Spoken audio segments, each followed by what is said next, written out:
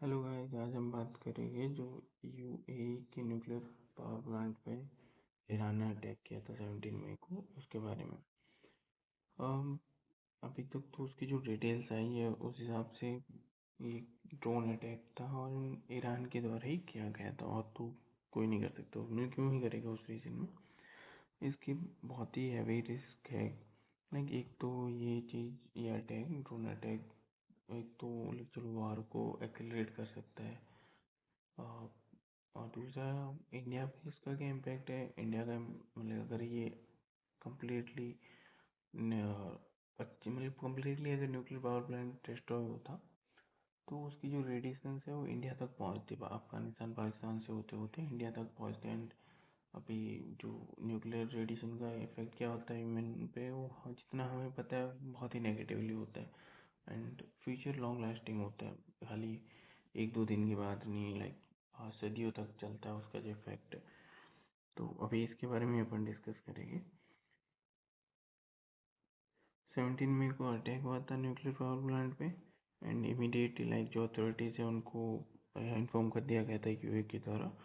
और अभी जो है वो कंट्रोल्ड में ही है, मतलब कि जो अभी तक रिपोर्ट्स आ रही है, जो रेडिएशन के लेवल है वो कंट्रोल्ड है। लाइक इन कंट्रोल्ड नहीं हुए अभी तक, आउट ऑफ कंट्रोल नहीं हुए अभी तक। लाइक ठीक है, कह रहे हैं कि न्यूक्लियर रेडिएशन नहीं फैले हैं। और ये अटैक ड्रोन से हुआ है, प्रिसाइजली हुआ है कि ठीक है, मतलब कि इतना डैमेज करना है, इस एरिया में करना है।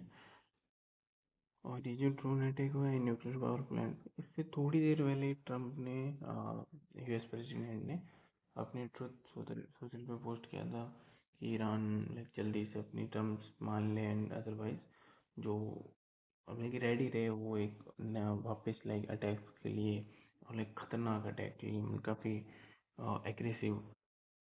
अभी ये जो अटैक हुआ है ये यूएस नेवी को, लाइक यूएस को एक ट्रिगरिंग पॉइंट दे सकता है कि भाई ईरान ने अटैक किया, पहले सीज फायर चल रहा था, now we are attacking on, like मतलब बहुत ही खतरनाक रूप से हम अटैक करेंगे वापस ईरान पे।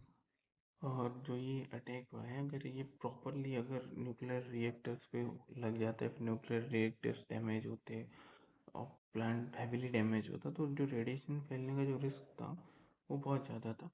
जो रेडिएशन फैलती वो खाली उस एरिया से तक नहीं रहती, लोकल एरिया में मान लो कि 5-10 किलोमीटर या 1 किलोमीटर के आसपास नहीं रहती, वो पूरे सब कॉन्टिनेंट में फैल सकती थी ड्यू टू जो विंड्स आती है उस साइड से।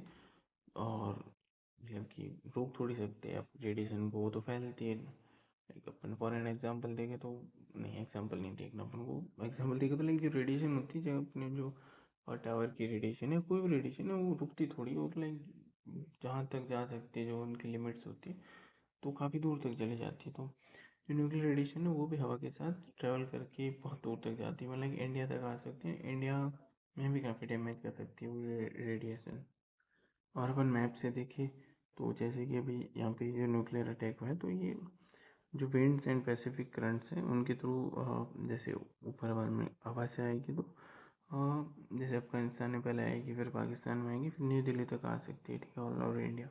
और अपन नीचे से देखें तो ठीक है, साउथ वार्ड शिफ्ट और नीचे से भी आ सकती है विंड्स के साथ में। तो ये अगर मैप के थ्रू देखें तो इंडिया पे भी इफेक्ट डाल सकती है, अफगानिस्तान सेंट्रल एशिया में भी जा सकती है।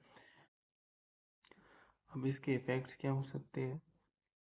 Obviously like environment degradation, environment पे बहुत ही नेगेटिव इम्पैक्ट जा सकता है। और जो चेरनोबिल वाला न्यूक्लियर पावर प्लांट ब्लास्ट हुआ था एक बार रशिया में, यूएसएसआर में, तो उसका जो इफेक्ट है वो आज तक हम देखते, वो एरिया पूरा सीज कर रखा है, ठीक है, वहाँ के जो प्लांट्स वेजिटेशन सब खत्म हो गए थे at that time, with in few seconds and few hours. So environment में लॉन्ग टर्म लाइक एग्रीकल्चर ख़त्म हो सकता है उस एरिया का। डिपेंड्स ऑन द कि रेडिएशन किस लेवल और कितनी दूर तक है उस एरिया में। वापस वेजिटेशन डेवलप होने के लिए सालों लग सकते हैं। और ये जो लॉकडाउन वाली सीन है कि भाई अगर रेडिएशन फैले तो पूरा लॉकडाउन लग ही जाएगा, गवर्नमेंट्स की डायरेक्शन आएगी घर के अंदर रहो, घर के बाहर मत निकलो। तो इससे क्या होगा, फिर इकोनॉमिक इकोनॉमी पूरी ठप हो जाएगी अगर अब लॉकडाउन लगता है तो। अगर लोग घर से बाहर नहीं निकलेंगे, काम नहीं करेंगे, और ये सब होने से जो फ्यूल प्राइस है तो वो भी स्काई कर जाएगी, मतलब स्काई रॉकेट हो जाएगी। तो इसके जो इफेक्ट्स है वो बहुत ही नेगेटिव है, अगर गलती से भी अगर ये चीज़ होती है तो। अभी ये जो अटैक है, ये जो वॉर चल रही है ऑलरेडी, अब सीज फायर चल रहा था ठीक है, बट इस चीज़ को ये एक्सीलरेट कर सकती है कि भाई यूए पे अटैक हुआ तो वापस अटैक करेगी। तो ये अनलाइक, अब ठीक है, इन दोनों की जो डिमांड चल रही है, अगर उन डिमांड्स के बारे में बात करें तो ईरान की डिमांड है कि जो हमें डैमेज हुआ है मतलब वॉर ख़त्म करने के लिए, जो भी हमें डैमेज हुआ है वो जितना भी लाइक पैसा, जो ब्रीज वगैरह वगैरह डिस्ट्रॉय हुआ है तो हमें उसका कंपनसेशन मिलना चाहिए। अब यूएस ने बोला है कि हम जीरो कंपनसेशन देंगे। हम क्यों कंपनसेशन दे, हम कोई कंपनसेशन नहीं देने वाले। और ईरान की डिमांड है कि जो हम पे जितने भी सैंक्शंस लगे हैं, जो पहले से लगे आ रहे थे, जो नए लगे वो सब हटा दिए जाए, लाइक हम इंडिया को जापान को फ्रीली ऑयल सेल कर पाए। At this moment India, Iran पे सैंक्शंस लगे तो ईरान अपना क्रूड ऑयल एक्सपोर्ट नहीं कर सकता। ठीक है, वो कर रहा है चाइना को एंड वो सब अलग बात है, बट यूएस ने सैंक्शंस लगा रखे हैं। और ईरान की डिमांड है कि जो जितने भी फॉरेन एसेट यूएस के अकाउंट है, फिर लाइक फॉरेन में ईरान की जितनी भी एसेट फ्रीज कर रखे हैं वो सब रिलीज कर देने चाहिए। और ईरान की डिमांड है कि टोटल सीज फायर में ओवरऑल ईरान वाले एरिया में भी सीज फायर होना चाहिए और लेबनान में भी सीज फायर होना चाहिए। और यूएस का कहना है कि हम लाइक ठीक है, अभी ईरान के साथ ही सीज फायर करेंगे, लेबनान वाला अलग टॉपिक उसको अलग से देखेंगे। और ईरान की डिमांड है कि ईरान चाहता है कि जो स्टेट ऑफ हॉर्मज़ है उस पर ईरान का कंट्रोल रहे, जो कि यूएस ने लाइक सिरे से खारिज कर दिया कि नहीं ऐसा नहीं होगा। मतलब ये तो फिर काइंड ऑफ यूएस की ही हार हो जाएगा अगर यूएस एक्सेप्ट कर लेता है तो। अब जो दोनों साइड की न्यूक्लियर न्यूक्लियर लाइक डेवलपमेंट, या न्यूक्लियर इन इन इनरिचमेंट से रिलेटेड चीज़ें, यूएस का कहना है और जो सोर्सेज है उनका मानना है कि ईरान के पास 400 केजी इन इनरिच यूरेनियम है। अब उनको पता है कि इनरिच यूरेनियम से न्यूक्लियर बम बनाना बहुत ईजी एंड बहुत ही like short period of time में बन सकता है। तो यूएस की डिमांड है कि जो 400 केजी ईरान के पास इनरिच यूरेनियम है वो यूएस को दे दे, ठीक है, ईरान नहीं रख सकता।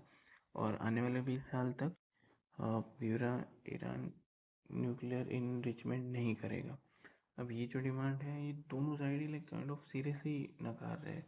यूएस की तो चलो ये डिमांड है कि क्लियरली कि भाई हमें ये 400 केजी दे दो, और ईरान कह रहा है कि हम नहीं देने वाले, सवाल ही नहीं उठता। तो दोनों के लाइक अपोजिट वो पॉइंट ऑफ व्यू है। और एट दिस मोमेंट मेडिसिन में प्रॉब्लम क्या आ रही है, फिर लाइक इंडिया जैसी कंट्री मिटिगेट क्यों नहीं कर रही। लाइक इंडिया को पता है कि भाई कितना ही मिटिगेट कर लो कोई मतलब है नहीं जब तक इसराइल मीडिएशन का पार्ट नहीं है, और जब इसराइल नहीं चाहता कि वॉर रुक जाए, क्योंकि इस वॉर को स्टार्ट ही इसराइल के कहने पे किया था यूएस ने। सो जब तक इसराइल नहीं मानेगा ये वॉर नहीं रुकने वाली। और सेकंड चीज ये कि एट दिस मोमेंट ये जो कंडीशन है इनको यूएस एक्सेप्ट करके पीछे हट जाता है, तो अभी थोड़े टाइम में मिड टर्म इलेक्शन है यूएस में, तो वहां पे ट्रम्प क्या बोल के बताएगा कि भाई मैंने ये किया, मैं जीत गया, या फिर एक्सेप्ट एक्सेप्ट। तो ये ट्रम्प के लिए काइंड ऑफ लॉस, या फिर हम अपने ऑडियंस को या फिर अपने लोगों को जस्टिफाई नहीं कर पाएगी ये वॉर उन्होंने क्यों की थी, उन्होंने क्या हासिल किया इससे। अब ये चीज़ आप लोग काफी टाइम से सुनते आ रहे हो कि इंडिया को पता है कि काफी टाइम से वॉर चल रही है, 2 मंथ कुछ दिन में। तो पता है कि भाई अभी ये रुकती भी नहीं दिख रही, जो कंडीशन चल रही है दोनों दोनों साइड की तरफ से कंडीशन है, जो दोनों साइड एक्शन दिखा रही है, उससे ऐसा लग रहा है कि भाई ये वॉर इतना जल्दी नहीं रुकने वाला, कम से कम साल 2 साल चल सकती है। दैट्स वाई इंडिया कुछ ही अपने प्राइम मिनिस्टर ने कंट्री से रिक्वेस्ट की कि वर्क फ्रॉम होम, फ्यूल को बचाओ, क्योंकि इस पूरी गेम में मेनली तो जो चीज इफेक्ट हो रही है वो फ्यूल प्राइसेस स्ट्राइक हो रही है। और बाकी जो कमोडिटीज है तो उनकी प्राइसेस, सारी चीजों के प्राइसेस फ्यूल से ही रिलेटेड होते हैं। अगर फ्यूल प्राइस स्पाइक करती है तो साथ में सारी चीजों की प्राइस ऑटोमेटिकली बढ़ जाती है। तो प्राइम मिनिस्टर ने बोला है कि हमें अभी जो नेशनल रिसोर्सेज है उनको बचाना है, जो अपना फॉरेक्स रिजर्व है उसे बचाना है, बिकॉज इसमें काफी जो अपनी क्रूड ऑयल इंपोर्ट कर रहे हैं उसमें काफी अपना फॉरेक्स लग रहा है। तो दैट्स व्हाई प्राइम मिनिस्टर ने बोला कि जितना हो सके उतना ऑयल को सेव करो, और ये पेट्रोल डीजल का यूज कम करो। कैसे कम कर सकती है, कि वर्क फ्रॉम होम या फिर पब्लिक ट्रांसपोर्ट का यूज करना। That's it for today, okay, thank you, thanks for watching.